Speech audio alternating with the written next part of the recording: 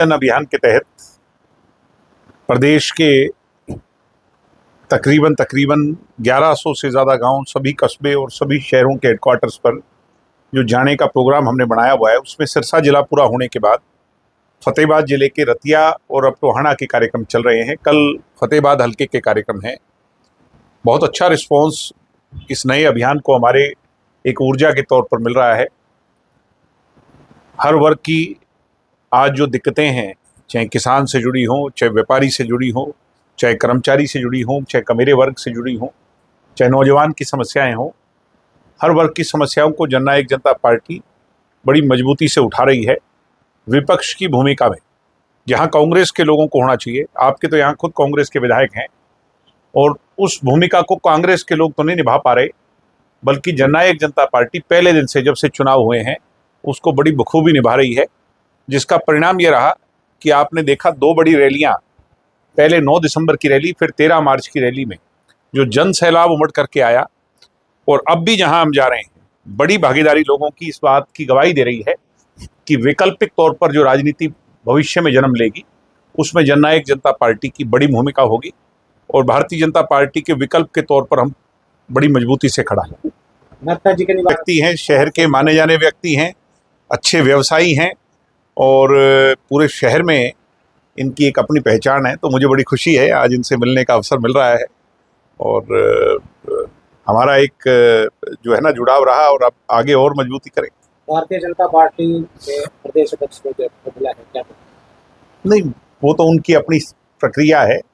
कौन क्या किस प्रदेश अध्यक्ष को बनाता है, कैसे चुनता है, वो उनकी प्रक्रिया है। कांग्रेस जनता पार्टी के क्योंकि शायद जितने समय के अंदर जैसे आई है, उससे ज्यादा प्रभाव दिखाई दे रहा है। लोगों के मन में गुबार है, विकल्प की तलाश कर रहे हैं लोग। मगर मैं ये मानता हूं कि वो जो मूवमेंट है वो ज्यादा अर्बन मूवमेंट है, उसमें अभी रूरल लोगों की भागीदारी बहुत कम है। टीचरों को पक्का करा गया अभी, कोर्ट ने आदेश दिए हैं, पक्का तो सरकार ने करना है।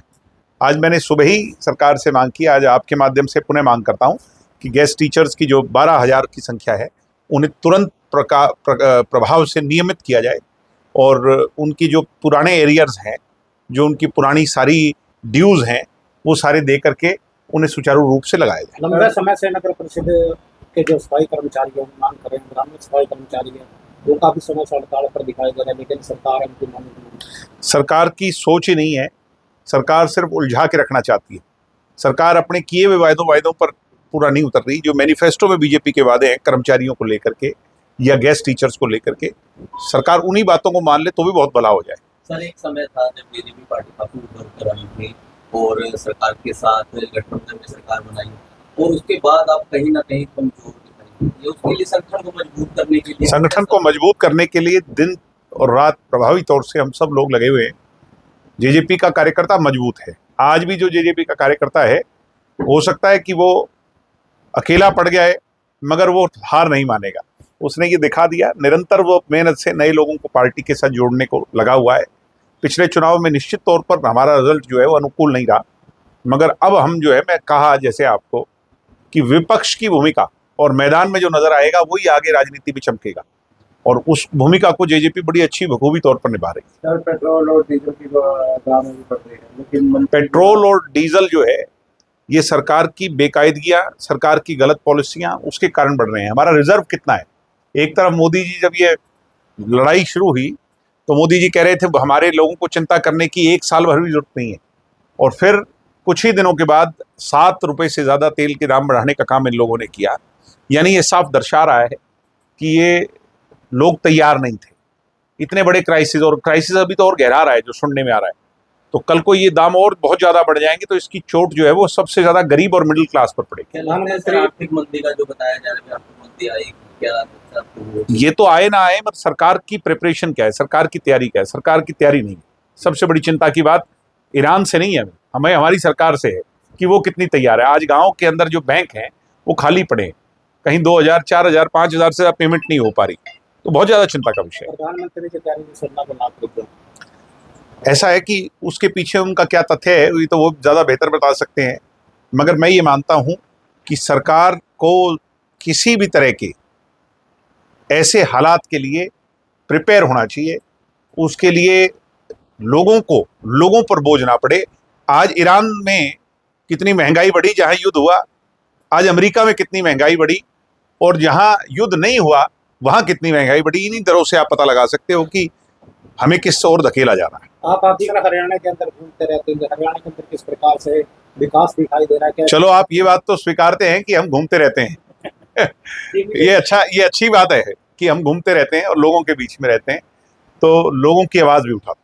दिग्विजय जी, आपने कहा कि पुराने कार्यकर्ताओं को जोड़ने का काम करेंगे। देवेंद्र सिंह बबली भी आपके आसन मंत्री रह चुके हैं, क्या उनको दोबारा से बीजेपी?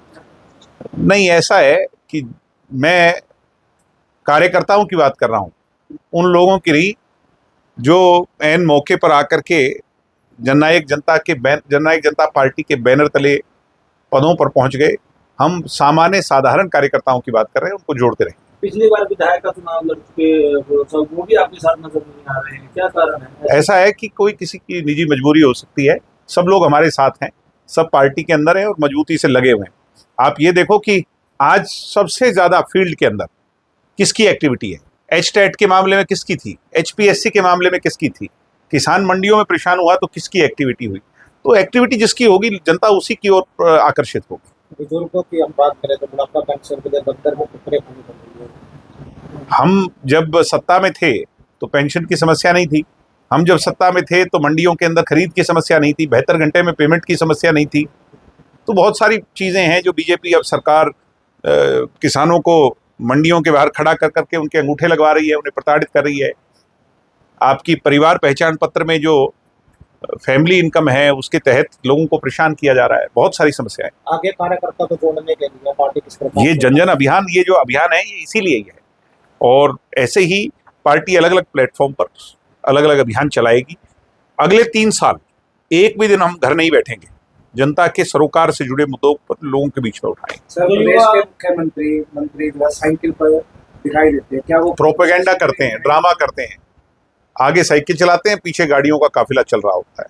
ये सब प्रोपेगेंडा है, लोगों को भटकाना है। मूल मुद्दे क्या हैं उनसे भटकाने का मामला। सर, युवा है जेजेपी से नाराज होते हैं क्योंकि युवाओं की पार्टी माना जाता था। किसान आंदोलन की बात करें या बीजेपी की समर्थन की बात, लोगों ने हमारे बारे में भ्रमित किया, किसान आंदोलन में हमारे को तो दोषी ठहराया, और जो आंदोलन में लोग लाने वाले थे, जो बिल पर साइन करने वाले थे, उन लोगों को जिताया।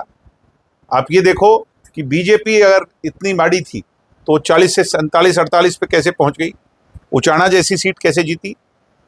आपकी जो सारा बॉर्डर एरिया था दिल्ली का, वो सारी सीटें कैसे जीती? बाडड़ा सीट कैसे जीती? सोचना पड़ेगा लोगों को, मीडिया को भी सोचना चाहिए जब हम इस तरह की बात पूछते हैं। यानी हमें तो दोषी ठहरा दिया, जबकि हमारा उससे कोई लेना देना नहीं था, दूर दूर तक हमारा उससे कोई वास्ता नहीं था, हरियाणा में उस कानून का कोई असर नहीं पड़ना था। मगर जिन लोगों ने असली में वो काला कानून लाने का काम किया, उन लोगों को कोई सजा नहीं। यानी सिर्फ एक ही मापदंड था कि दुष्यंत चौटाला को कमजोर करो। उनकी दुश्मन जो वो लोग, हमारा जो विरोध करने वाले लोग हैं, या जो आज भी कुछ इक्का दुक्का विरोध करने वाले हैं, वो हमारा विरोध करने वाले हैं, उनको भाजपा से कोई लेना देना नहीं। ब्रिजेंद्र सिंह हमारी जो इसमें बीजेपी में था तो दुश्मन था किसान का। और ये एक तरफ कहते हैं कि मोदी के पास जो चला जाए वो वॉशिंग मशीन से साफ हो जाता है, तो राहुल गांधी के पास ब्रिजेंद्र सिंह चला गया तो राहुल गांधी के पास भी कोई ऐसी वॉशिंग मशीन है जिससे उनके पाप धुल गए? सोचने की बात है कि नहीं? तथ्यों की बात करें, पढ़े लिखे लोग हैं, समझदार लोग हैं, लोगों के हित की बात करें। युवाओं तक ये बात कैसे? हम पहुंचा रहे हैं, लगे हुए हैं, दिन रात प्रयासरत हैं, और लोग हमारे से उन बातों को स्वीकार रहे हैं कि 72 घंटे में जो पेमेंट थी, किसान का फायदा उसमें था, या गेहूं की फसल की पेमेंट आज भी पूरी नहीं हुई, इसमें फायदा है। पार्टी के साथ कार्यकर्ता भी काफी भीड़ दिखाई। मुझे कई बार ऐसा लोग कहते हैं कि परिवार एक हो जाए तो बहुत फायदा हो जाएगा। तो मैं ये भी पूछना चाहता हूं लोगों से, उन लोगों से जो इस तरह की भ्रमित वाली बातें करते हैं कि अगर परिवार एक हो जाए तो फिर वो जो सारी बातें, क्या वो सारी बातों को पीछे छोड़ देंगे? यानी ये सारी की सारी हमारे खिलाफ एक बहुत बड़ा षड्यंत्र रचा जा रहा है। प्रदेश में कुछ ऐसे लोग हैं जो हमारे विरोध के लोग हैं, वो निरंतर एक ही बात पर लगे रहते हैं कि इसको भ्रमित कैसे किया, डाइवर्ट कैसे किया जाए। जब भी हम अपने कदम आगे बढ़ाते हैं तो कभी वो परिवार का बहाना ले लेते हैं, कभी वो आंदोलन का बहाना ले लेते हैं। अरे लड़ाई तो तुम्हारी बीजेपी से है, हमारी भी बीजेपी से है, आओ मिलकर के लड़ाई लड़ें।